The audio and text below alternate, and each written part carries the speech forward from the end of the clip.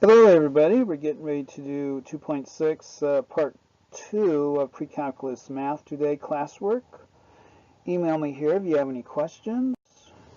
2.6 part 2, and we got 2 points here of notebook taking and 46 points on our classwork sheets. If you need classwork sheets, email me. Okay, so our problem today for BellWorks students and teachers. We have a long division problem here that divide this by that. Same thing down here. Teachers, give your students about 6 minutes to do their long division. Okay, welcome back for your solutions to your long division problems for today's BellWork. And for the first one up here, this is what it should look like, students, after you do your long division here. X, so then x will go in x squared x time, multiply through, do it again for 9. You come up with a remainder here of 42. So your quotient is x plus 9 plus 42 over x minus 4. So that would be your quotient here for your long division problem there. And then down here, we're going to use synthetic division here, so we change the sign of your second term of your binomial there. And we drop down to 1, multiply by 3, combine terms here, and you get negative 7, negative 21. You have a remainder here of negative 6. So the quotient here would be x minus 7, so this would be x minus 7 plus negative 6 over x minus 3 would be your quotient for this division problem here. Okay, into our first example for today's lesson. Finding asymptotes and holes. Find all asymptotes and holes in the graph of, here's our rational function here, x squared plus x minus 2 over x squared minus x minus 6. So, for this rational function, the degree of the numerator is equal, the x2 over x2, to the degree of the denominator.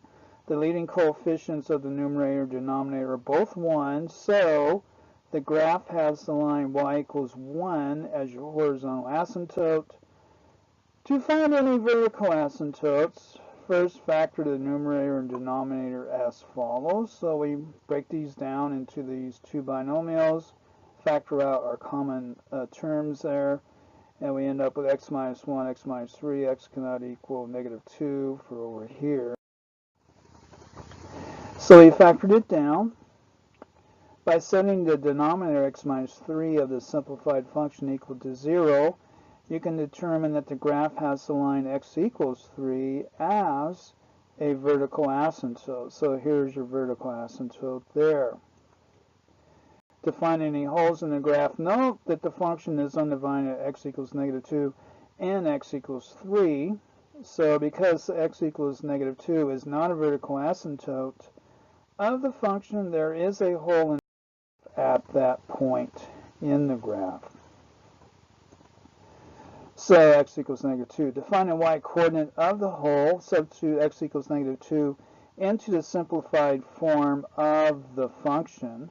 So when we plug that in here, negative 2 minus 1, negative 2 minus 3, we get 3 over 5. So the graph of the rational function has a hole at negative 2 and then 3 over 5, which would be approximately right there. And then here would be the actual graph of this function and of this rational function here. So you have asymptote here, vertical, horizontal, and then your lines go like this and then like this here. So this would be your bottom half of your function. So let's try one. Find any asymptotes and holes in the graph of the rational function here. Verify your answers by using a graphing utility. So for this one here,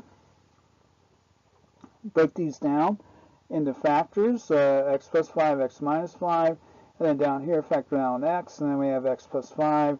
these will cancel, then you end up with x minus 5 over x. X cannot equal negative 5 in this situation. So x equals 0 is your vertical asymptote here. We have a 0 down here, the denominator will be 0. And then a horizontal asymptote will be y equals 1 because these degrees equal to each other and the coefficients of both of these are 1. And then we have a hole at x equals negative 5 for up here and down here actually. So x equals negative 5 and your function. Let's go into another example now. Finding the function's domain and asymptotes of this function here. For the function f, find the domain of f, and b, the vertical asymptote of f, and the horizontal asymptote of f. So we got 3 tasks here to do. Because the denominator is 0 when negative 2x cubed plus 16 equals 0. Solve this equation to determine the domain of f is all real numbers except x equals 2. So to find the domain here, b, x equals 2 here. So if x was 2, it would be a negative 16, so it couldn't be 2. So that's why the denominator is all reals except x equals 2.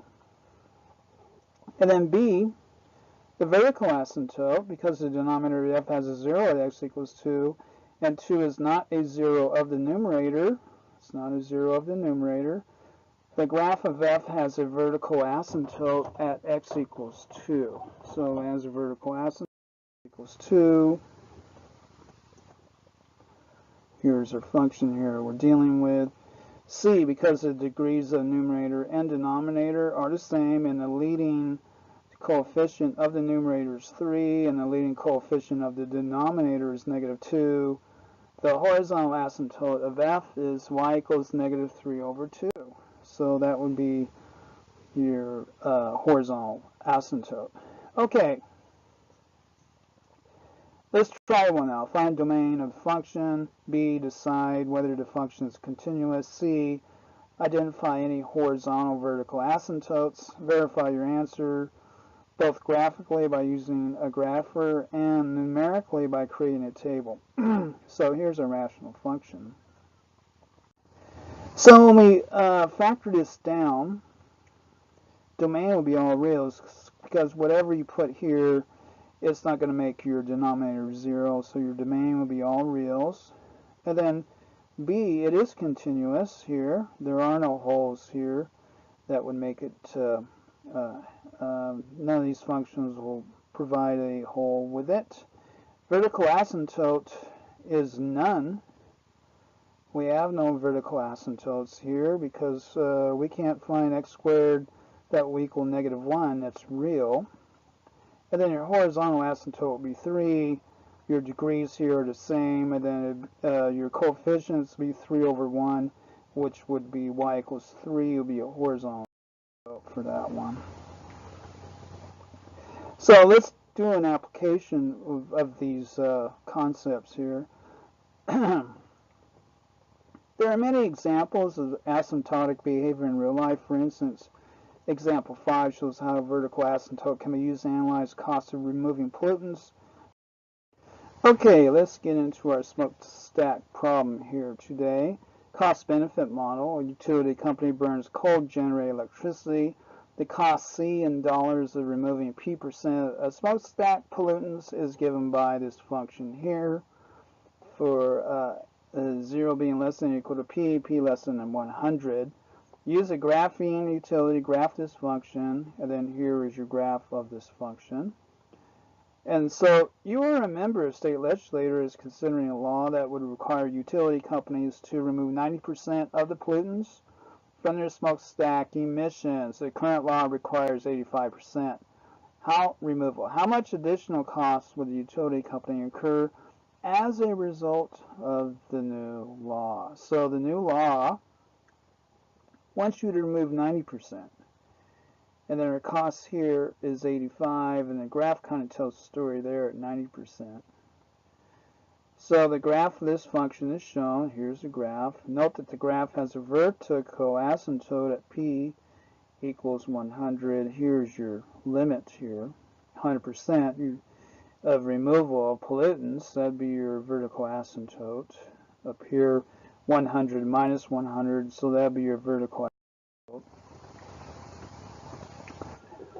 So because current law requires 85%, which is here, the current cost to the utility company is, write original function, and then we plug in 85 here for P, and we come up with this number here, $453,333 for 85%. That would be your cost there for that.